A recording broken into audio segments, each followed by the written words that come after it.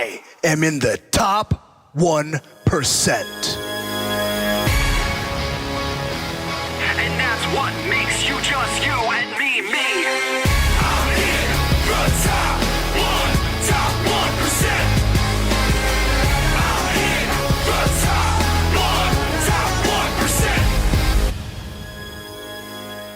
1%. AEW's Fyter Fest Night 1 review. And honestly, if you want my honest opinion, all in all, I thought that last night's AEW Night 1 Fyter Fest was all around a great show. It was a decent show in its best. You know, there were good matches. There was really nothing bad to talk about the show.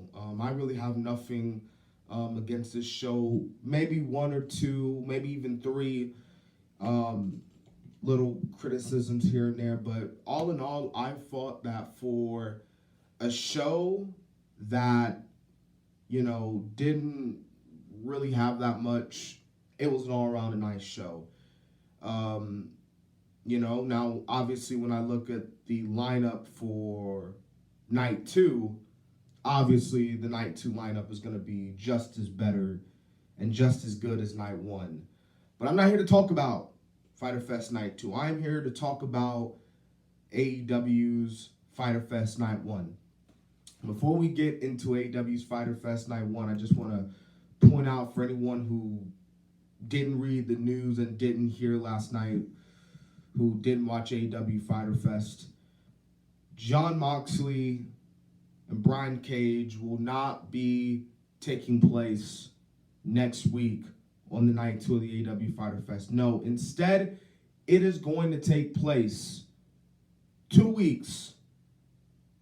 Fight for the Fallen, AEW's Fight for the Fallen. So, another pay-per-view that I got to do a prediction show and a review show on.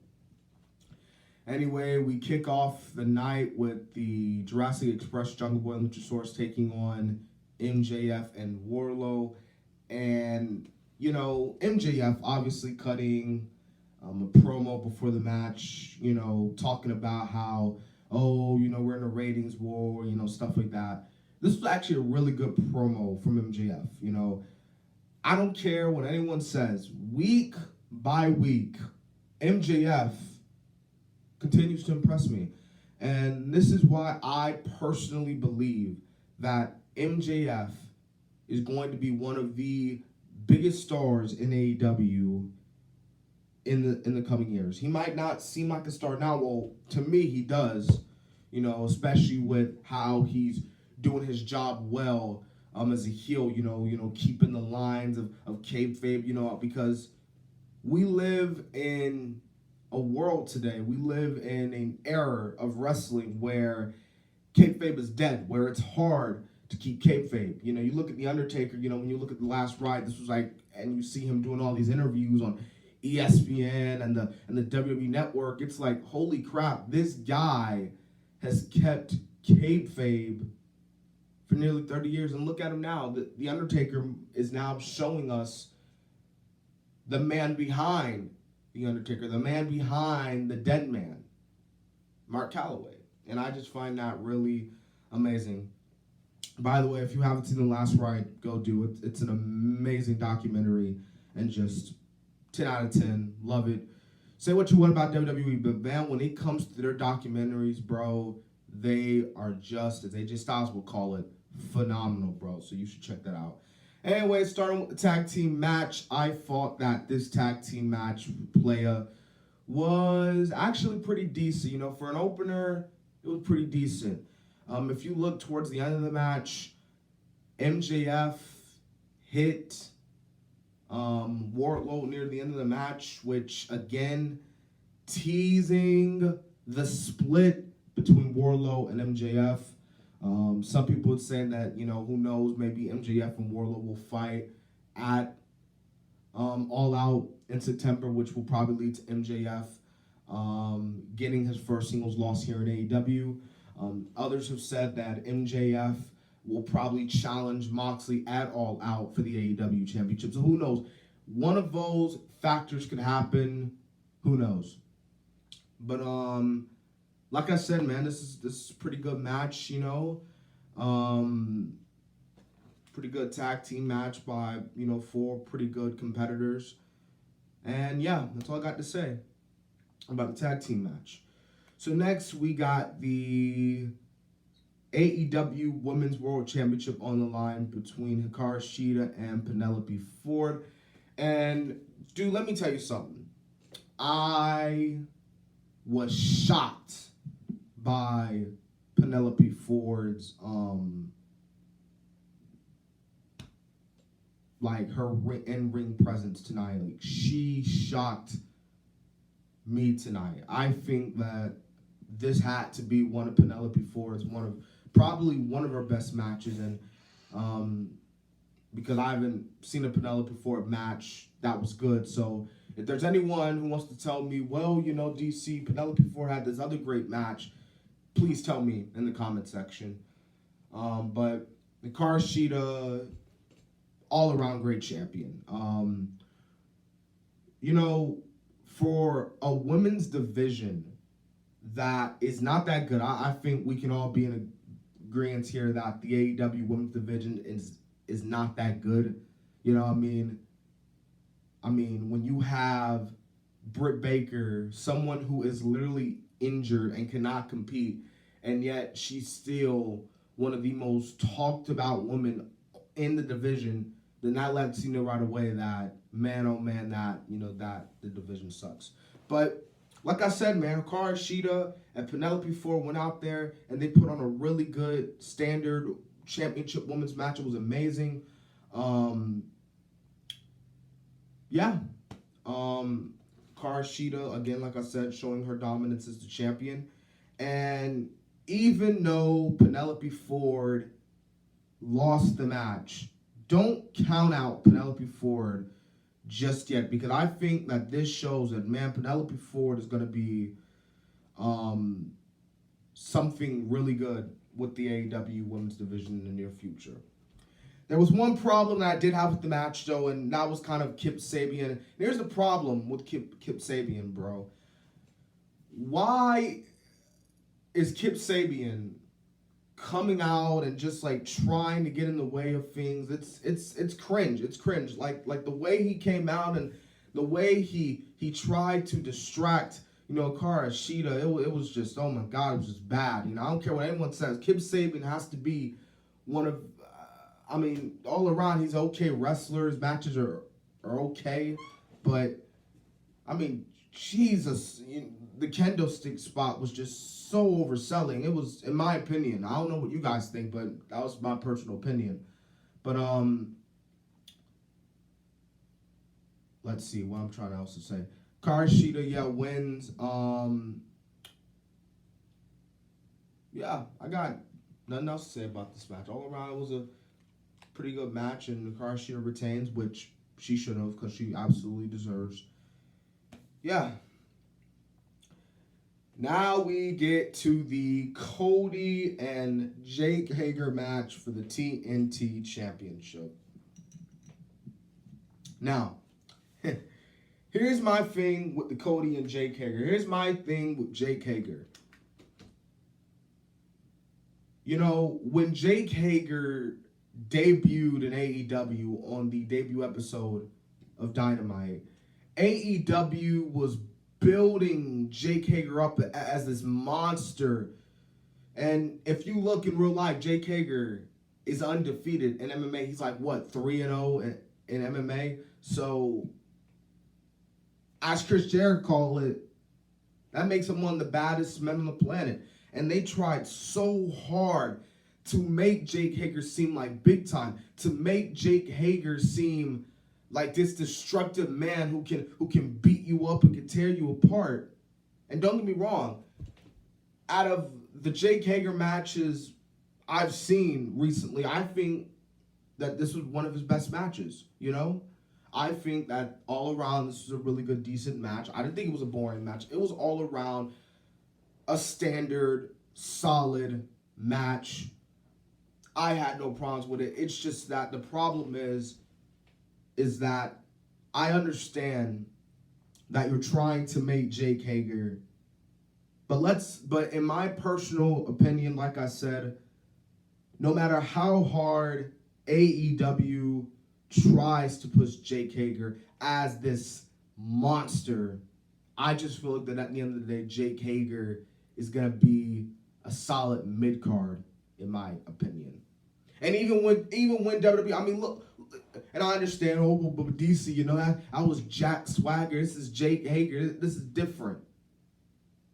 When I see a Jake Hager match, it's like I'm watching a Jack Swagger match. You know, and I'm not, you know, I'm just saying, fam, I'm just saying, you know, like Jake Hager, he's average at best. On his best days, he is average at best. And even with the Inner Circle, it's just, he's just mad. You know, he's just mad. You know? Decent match. The finish was weird, but again, I guess, you know, trying to do what they can. So, you know, at the end of the day, it is what it is. All right, so we have Private Party versus the Inner Circle. It was, I guess it was okay. It was a tag team match. I guess it was okay. I like Private Party and I like Santana and Ortiz. You know, those are my boys. Yeah. You know what's crazy? And now thinking about it, every single member of the Inner Circle lost tonight. And if you also look at that, every single heel lost tonight. You know?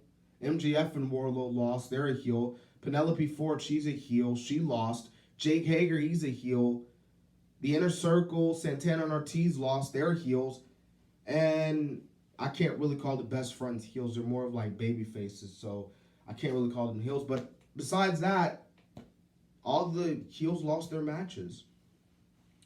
But back to the tag team match with Private Party and Santana and Ortiz, the Inner Circle. I got really nothing bad to say about this match. It was an all around decent, you know, match.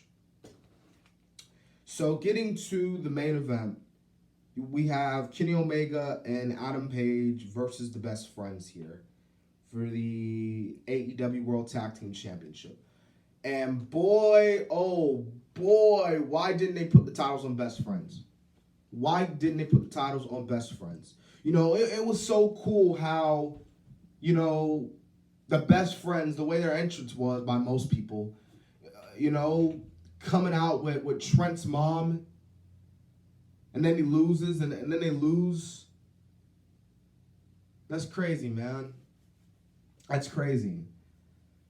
And this matchup, you know, yeah, it was like 15 minutes and 39 seconds, but I feel like with this tag team match, like I said, it was decent, but I feel like it could have been more. You have you have 4 amazing competitors. I feel like that this matchup should have been a little bit more. I was heading into this match expecting that these guys were gonna go, no pun intended, all out. But I feel like that, you know, they needed a little bit more time.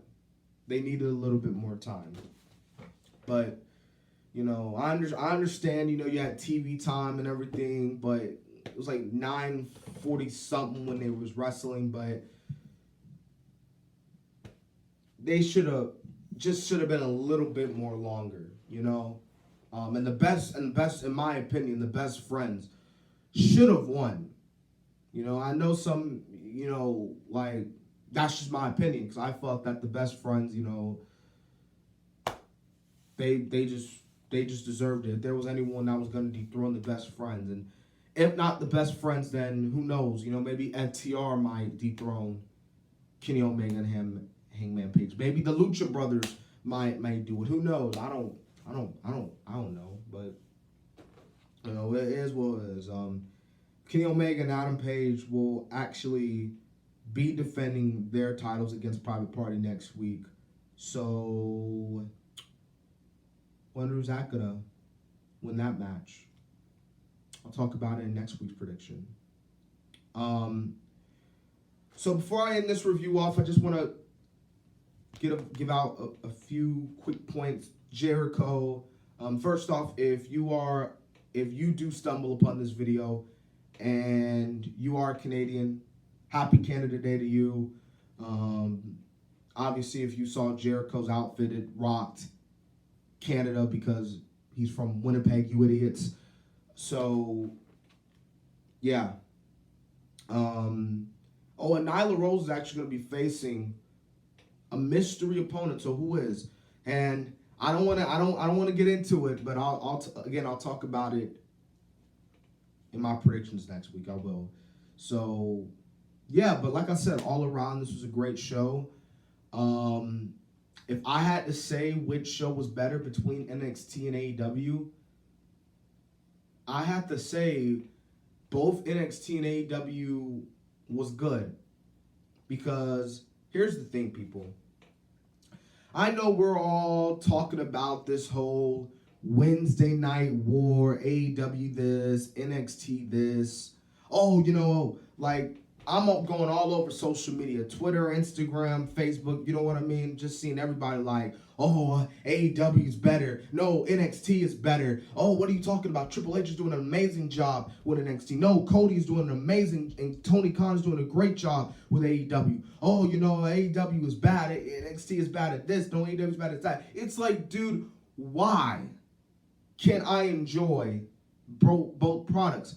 And here's the sad part. If I was to go out and say NXT was the better show, you'll have AEW fans jump on me and talk about what you're talking about. AEW was a better show. But if I did the same thing for AEW, calling them the better show, NXT fans would have been jumping on me saying, what are you talking about? NXT was the better show. Why can't I just enjoy both products? CM Punk, for crying out loud, did a Starcast, remember, on All Out? The day of All Out, and Punk said it himself that just enjoy both products. This is a great time to be a wrestling fan. You got two amazing shows going at it. Why can't I just enjoy both?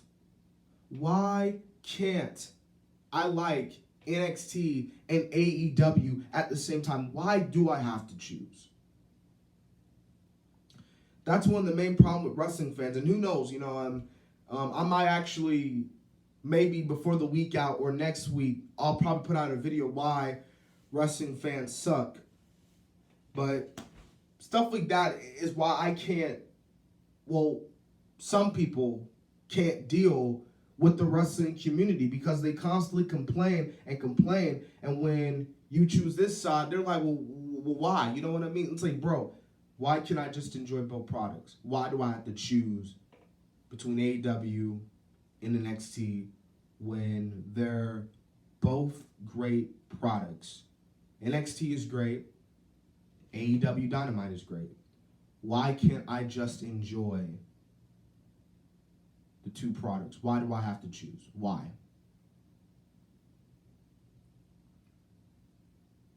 I'm just going to leave it at that. Anyways, so, hope you enjoyed my AEW Fyter Fest Night 1 review. Like I said, all around, pretty good show. If you haven't watched it, you should probably watch it. And if you don't, then that's okay too. But, yeah. So, this is me signing off now. Have a great day and have a great 4th of July weekend, even though, I don't even know. This is me signing off. I'll see y'all later.